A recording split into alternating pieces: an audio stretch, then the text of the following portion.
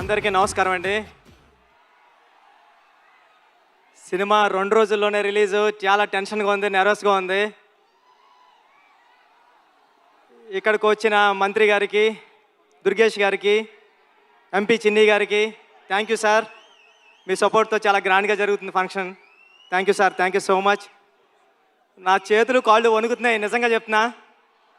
మాట్లాడేసిందంతా పెద్దోళ్ళు మాట్లాడేశారు. కానీ చెప్తా, 5 సంవత్సరాల తర్వాత, ఉప్పెన తర్వాత 5 సంవత్సరాల తర్వాత మళ్ళీ ఇంకో సినిమా చేశాను నేను. ఉప్పెనకి నేషనల్ అవార్డు వచ్చింది, చాలా డబ్బులు వచ్చాయి ప్రొడ్యూసర్ గారికి, నాకు కూడా. ఇన్ని సంవత్సరాల టైం ఎందుకు తీసుకున్నారా అంటే అది ఓన్లీ పెద్ద సినిమా కోసం తీసుకున్నా. ఇక్కడే ఉప్పెన టైంలో నాకు విజయవాడలో చాలా మంచి అనుబంధం ఉంది. ఒక్క నిమిషం మాట్లాడేస్తాం, ఫటఫట్లాడతా. చరణ్ సార్ వచ్చేస్తారు నెక్స్ట్.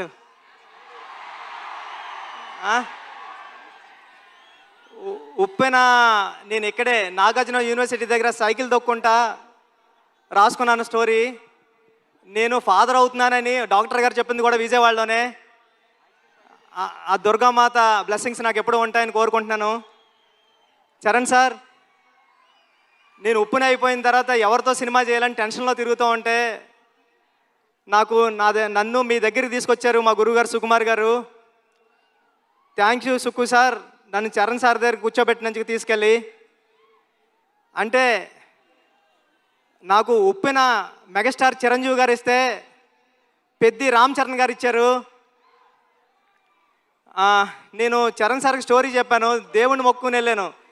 ఒక్క కరెక్షన్ కూడా చెప్పకుండా, స్వామి దత్తాత్రేయ స్వామి ఇది ఓకే చేస్తే నీకు రుణపడిపోతానని.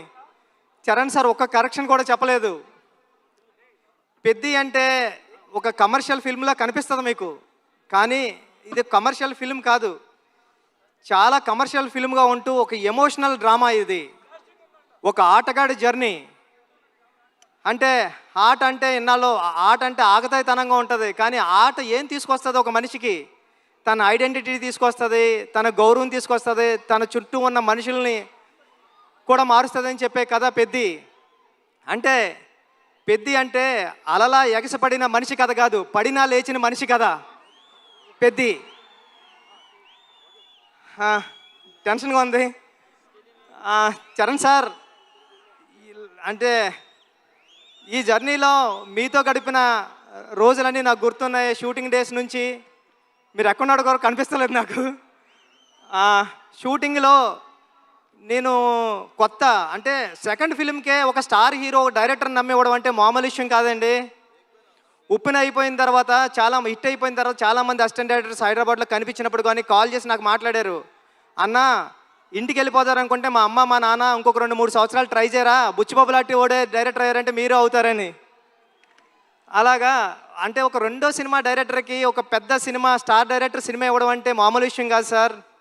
నన్ను నమ్మారు, నా కథను నమ్మారు. అంటే ఒక నిజాయితీగా ఒక కథ రాస్తే, పెద్ద కథ ఒక దర్శకుడు రాస్తే, ఒక నిజాయితీ గల హీరో ఆ కథను నమ్మి చేస్తే ఏంటి అన్నది పెద్ద తెలుస్తుందండి.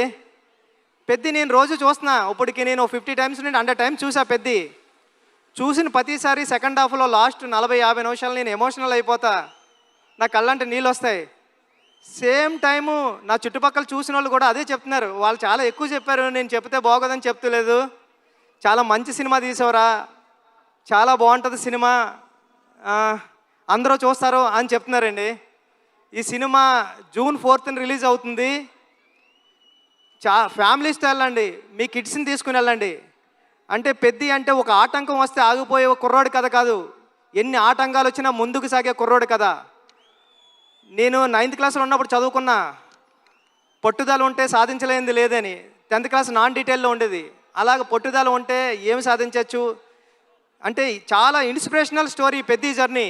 పెద్దిగాడికి విజయం చాలా ఈజీగా దక్కలేదు, చాలా స్ట్రగుల్తోనే విజయం సాధించాడు పెద్దిగాడు. కానీ ఆ సాధించిన విజయం ఎలా ఉంటుంది అన్నది రేపు పెద్ద థియేటర్లో చూద్దరు. కానీ థ్యాంక్ యూ చరణ్ సార్, నన్ను నమ్మినందుకు, నాకు ఈ సినిమా ఇచ్చినందుకు. మిమ్మల్ని లైఫ్లో ఎప్పటికీ మర్చిపోను, మీకు రుణపడి ఉంటా సార్ ఎప్పటికీ. Thank you sir, thank you. Janhvi madam, thank you. ఈ సినిమాకి మేమందరం మట్టిలో రస్టిక్గా ఉంటే మీరు తీసుకొచ్చి కలర్ యాడ్ చేశారు. మీ మదర్కి మేమందరం పెద్ద ఫ్యాన్స్. మీ పర్ఫార్మెన్స్ ఎలా ఉంటుందంటే ఒక్కొక్క సీన్లోని ఒక మగరాయిల్లాగా ఉంటుంది, ఒక హీరోయిజం ఉంటుంది మీ పర్ఫార్మెన్స్లో. ఈ సినిమాలో చాలా మంచిగా యాక్ట్ చేశారు. ఈ అచ్చియమ్మ క్యారెక్టర్ని కూడా మర్చిపోవడం అంత ఈజీ కాదు. క్లైమాక్స్లో మీరు చేసే ఆ పెర్ఫార్మెన్స్ కానీ అన్నీ. Satish sir, thank you so much. ఇంత పెద్ద సినిమాని నమ్మి ఏ రోజు ఒక మాట అనకుండా నన్ను ఒరే నువ్వు చేసుకోపో అన్నారు. ఇది 350 కోట్లు ఎంత అయింది, నాకు 25 కోట్లతో తీసా పెద్ద సినిమా. రవి గారు గట్ట ఉన్నారు, కానీ ఇప్పుడు ఇంత బడ్జెట్ సినిమా నాకు ఇచ్చారు.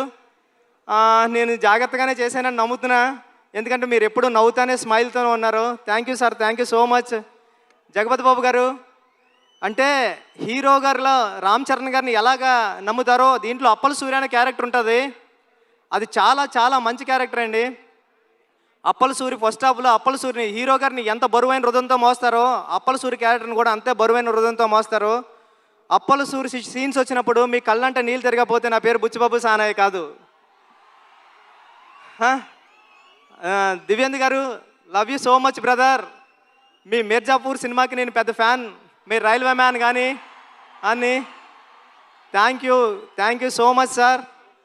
మీరు దీంట్లో పెద్దలో పార్ట్ అయినందుకు, ఆన్ బోర్డ్ అయినందుకు thank you so much sir. మీరు చాలా సూపర్ యాక్టర్.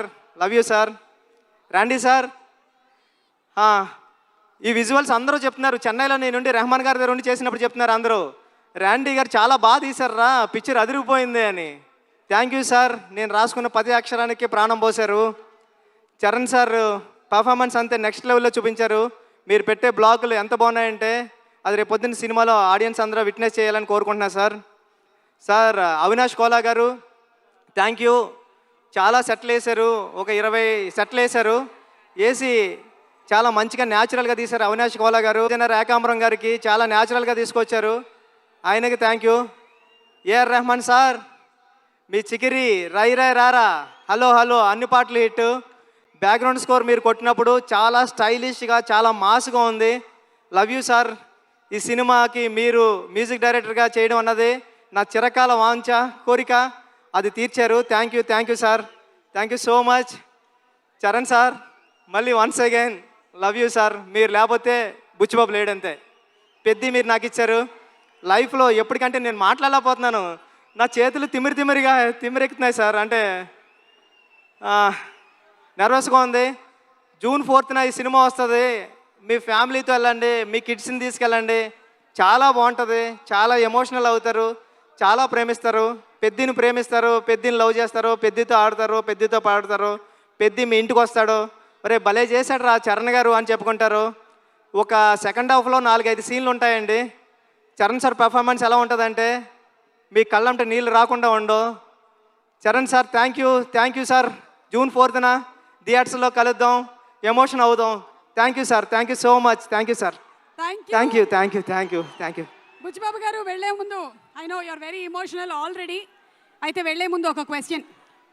10 సంవత్సరాల తర్వాత ఈ సినిమా గురించి జనాలు మాట్లాడుకునేటప్పుడు ఏం చెప్తే బాగుంటుంది అని మీరు అనుకుంటున్నారు? ఎలా చెప్పుకుంటారు? 10 సంవత్సరాల తర్వాత ఈ సినిమా గురించి గుర్తించుకోవాలంటే రామ్ చరణ్ అంతే. చరణ్ గారు ఈ సినిమా కథ ఓకే చేయడం అంటే మామూలు విషయం కాదు.